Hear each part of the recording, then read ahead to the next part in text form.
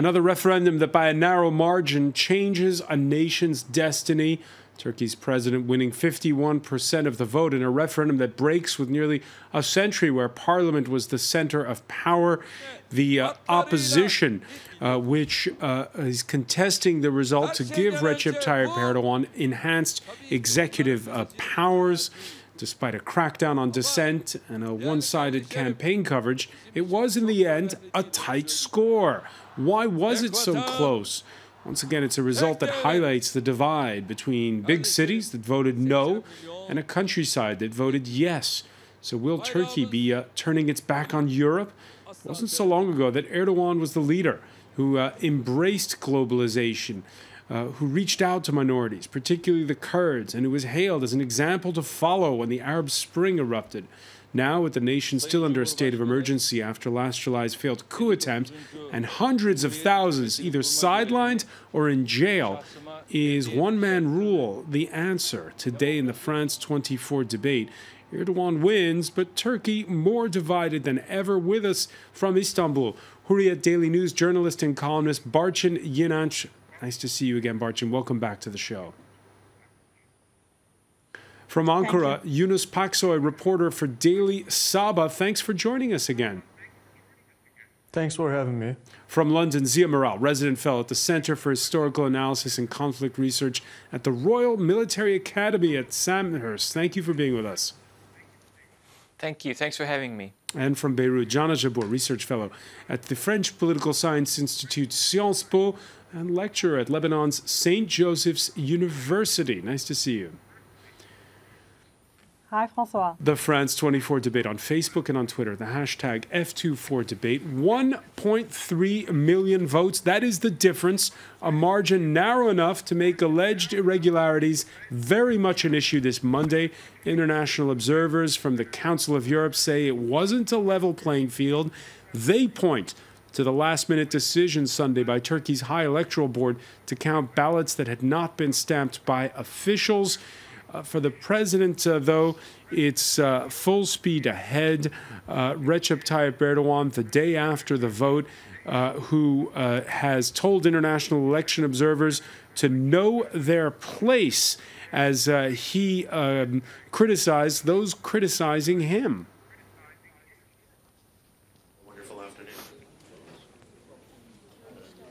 We will march towards November 2019 faster and stronger.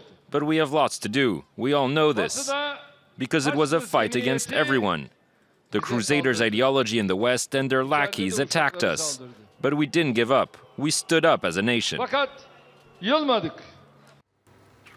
Barçın Yinanç, before we talk about the words in which Recep Tayyip Erdogan describes the West, have you been able to crunch the numbers a bit from those official referendum figures? Do they hold up in your eyes?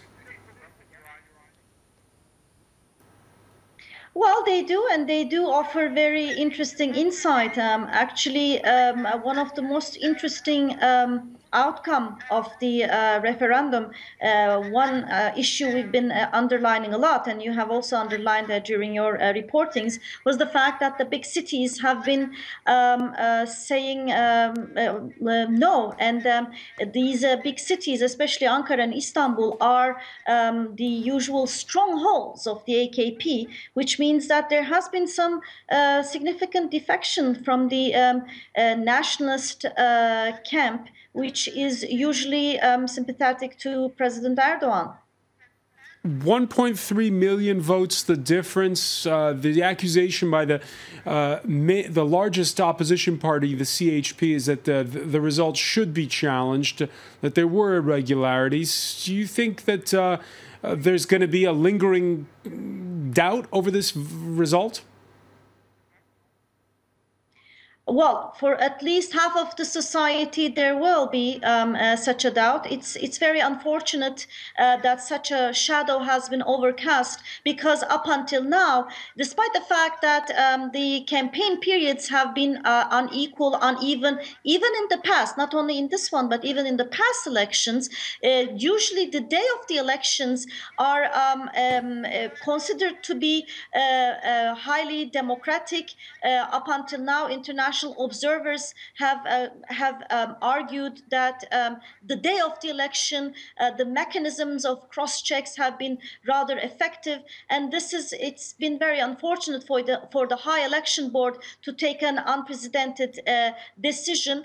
The opposition parties will definitely challenge that. However, the High Election Board is the highest authority in terms of the elections. Therefore, there aren't too many, in fact, there are no legal resort that the opposition party can use. Zia Maral, in your heart of hearts, who won this vote? I think we have no option but to take the count at its face value at this stage. As Barchin has already mentioned, traditionally the counting system has been seen to be reliable. Now the question in regards to whether what the electoral board has done has altered the outcome of the election is an important one. It's clearly really disturbing that pretty much an hour prior to the end of the votes, they accepted a new batch of votes that beforehand the law basically said that they shouldn't be. But the other question is whether this actually impacted the outcome one way or the other. But the cast of doubt has already, the clouds over the reliability of the count has already been there. And I think for those who voted no, for the next few years, this vote will be seen as unreliable and not reflective of the country's mood. All right, the president pressing on full steam ahead. He says he's now going to start the legal process to implement the constitutional change, beginning with the High Council of Judges and Prosecutors. Catherine Viet has more on what it all means. By a slim margin, voters have given the go-ahead to revamp the country's constitution, handing considerably more power to the office of the president. Among the 18 constitutional amendments, the new charter abolishes the post of prime minister and transfers executive power to the president.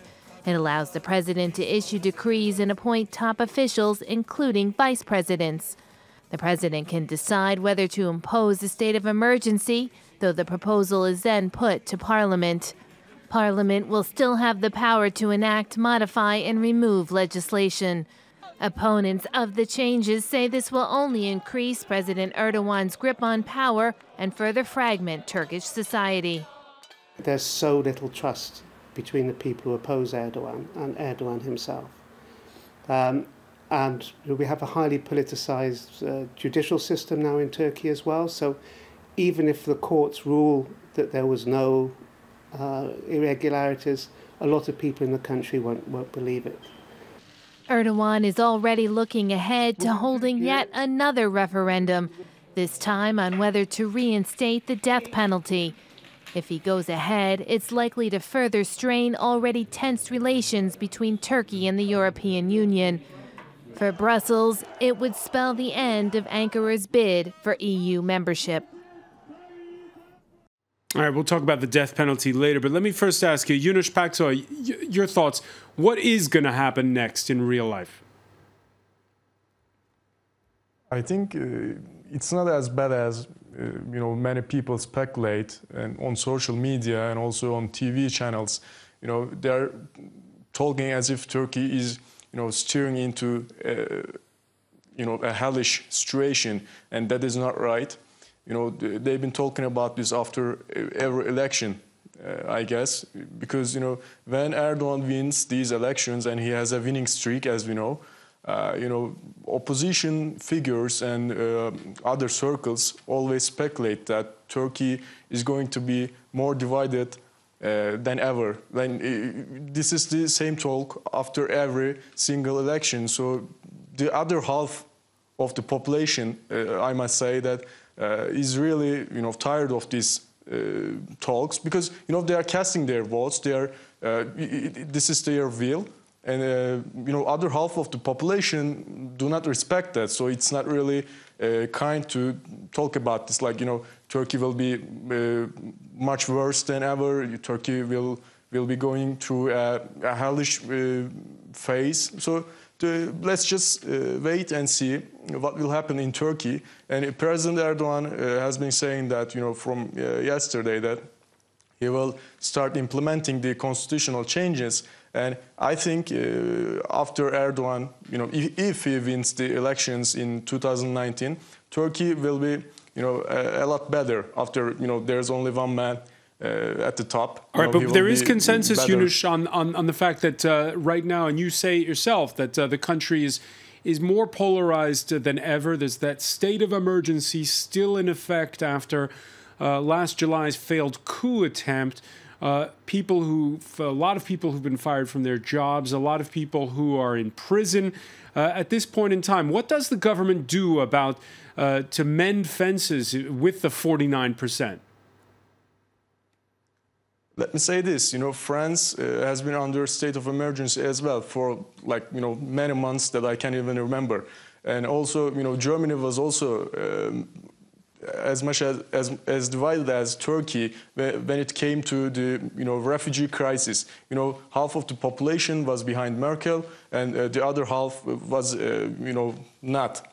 And when we talk about these purges, as you call it, there was a coup attempt in Turkey, a deadly one. More than 250 people died that night, and the government put the blame on a terrorist organization, so to speak, and they purged the members of this terrorist organization. So actually, it does not really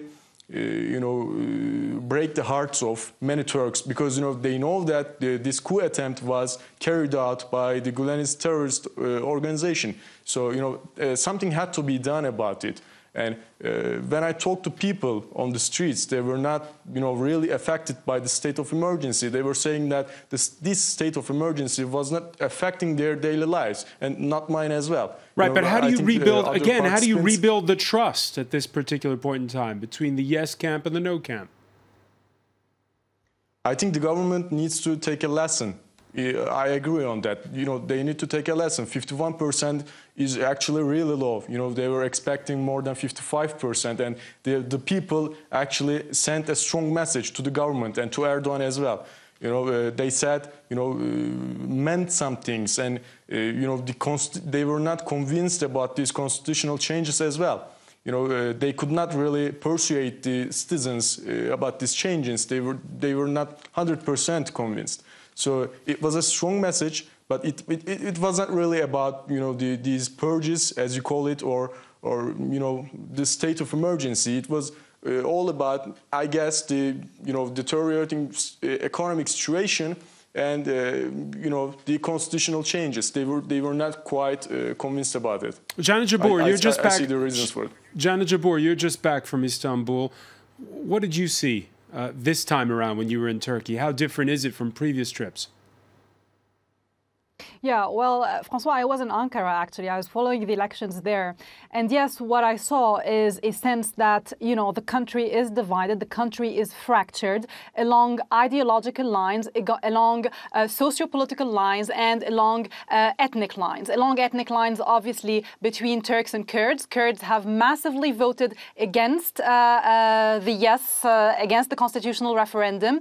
A country divided along ideological lines, in the sense that today there is a clear cleavage between, on the one hand, the Muslims, the conservatives in the country, and on the other hand, the more liberal, secular fraction of the Turkish society. And also, and this is the most important, we have a cleavage between, on the one hand, an old elite, which is Kemalist, which is liberal, which is pro-Westerner, and on the other hand, a new elite, which has been constantly rising since 2002, since the arrival to power of the Justice and Development Party, a new elite that reaches out to the masses in Turkey, to the conservative masses. And today, the main challenge is to bring up this country together. And the main challenge also is to make sure that this democracy and this new political system does not turn into a mobcracy, does not turn into the rule of the mob or the rule of the masses.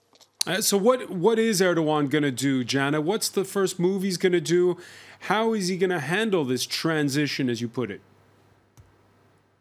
I think, well, I was interviewing some people who were in the inner circle of the AKP party yesterday, and they are taking lessons. It seemed to me that they are really drawing lessons from what happened yesterday, from this very narrow margin of the yes vote with which they won the elections, and apparently they will start making some political gestures, some political opening toward the opposition. I think one good political gesture would be maybe to free the co-chairs of the HTB party, the Kurdish party, who are jailed, currently jailed. Also, another idea maybe also to bring all these opposition people, the CHP and the other parties, around a table and just discuss what would be the future of the country, how these amendments would be put in place and implemented.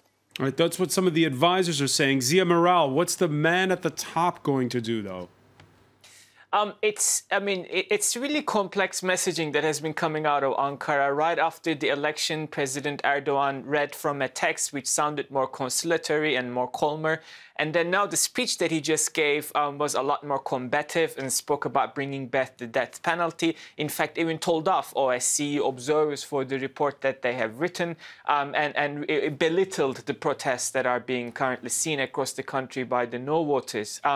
The fact that there is such a small vote margin is, I think, going to fuel his harsher stand. I can't really see any reconciliatory mood, even though the Prime Minister Yildirim yesterday and for the last couple of weeks had been giving that conciliatory message. I think because also the Turkish opposition now is going to focus on what they see to be a serious irregularity in the counting of the votes, so therefore they will not necessarily accept this as a fait accompli and keep pushing that message that the outcome was rigged. And this kind of combination is going to create a lot of political tensions, and clearly the public is divided, clearly social trust has been broken. But of course what happens outside of Turkey towards Turkey is equally important. European Union here is kind of the silent elephant in the room, and how they decide to act on developments in Turkey is going to be really important over the next few weeks. All right, before we go to the break, Barcin Yinanç, you agree that because the result was narrow, you just heard Ziya Maral say, we could see a more defensive and perhaps aggressive Recep Tayyip Erdogan? Well, in the short term, I do not expect Erdogan to make a U-turn, but it's so difficult for me to foresee how he can continue, because let me make a point here. In the past, in the prime ministerial system, 30% of the votes was enough for him to land as a prime minister. Now, in the future, he needs 50+1% of the votes, and this last referendum has shown that it's a large margin is not a sure thing in the pocket. And the referendum has also shown that despite the cleavages between the secular and the conservative, there has been a defection on the conservative camp. So he has to think about how he is going to keep the urban, educated camp on his sides. It seems that the fact that he's been bashing European Union, blaming economic troubles on outside forces, maybe that has not been convincing for the urban educated conservatives. Therefore, I think he will have to make some mulling in the days ahead on how he is going to keep 50+% of the votes. Is he going to rely on the conservative, pious nationalists, which part of it has defected, or is he going to make an overture over the Kurds? Because slightly, some of the Kurds have voted for yes more than the AKP has expected, but he's on a tight rope. So to what degree he can feed from this tension politics is hard to see. Hard to see, and we're going to pick up on it with the rest of our panel, particularly this issue of how to handle the EU. When we come back, you're watching the France 24 debate.